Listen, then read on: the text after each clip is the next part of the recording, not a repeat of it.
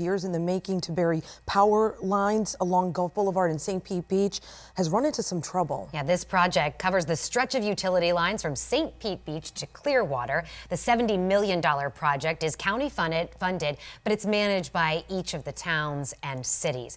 Tonight, as Malik Rankin reports, for one city, they're short millions. In the city of St. Pete Beach, residents here could be on the hook for $6 million during last week's budget workshop meeting.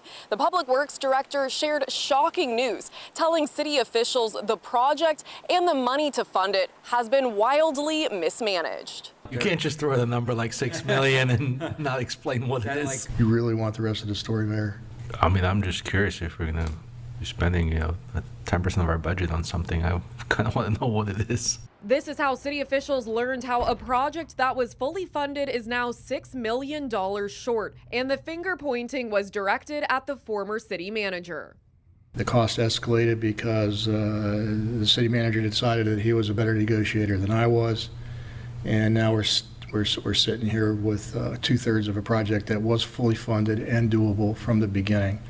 It's a very sad tale. But that's pretty much the bottom line. It was an incredible amount of mismanagement in the last couple of years. The project is funded through Pinellas County's 1 cent infrastructure tax, more commonly known as the penny tax. It's a work in progress, and each town is working on their own area to try and get their undergrounding done.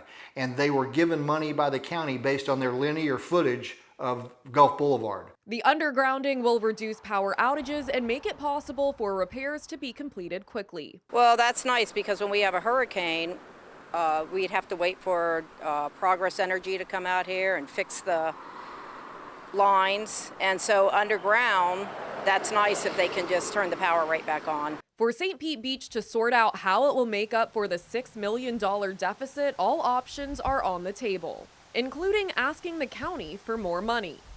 Is there any more pennies from Pinellas, or is that we can't get any more money from Pinellas? I think the city manager alluded to the idea that perhaps we could open up that conversation with the county, given that we have had significant cost escalation. The interim city manager says there was no misappropriation of funds, stating the project will now take longer to complete than originally anticipated while the city looks for ways to fund the final phase. In St. Pete Beach, Malik Rankin, 10 Tampa Bay. The former city manager being referenced, Alex Ray, parted ways with the city last fall. The county says while they did not fund this, they didn't give beach cities and towns deadlines to finish their project. Now, Duke Energy says that the work should wrap up on all of Gulf Boulevard in the next few years.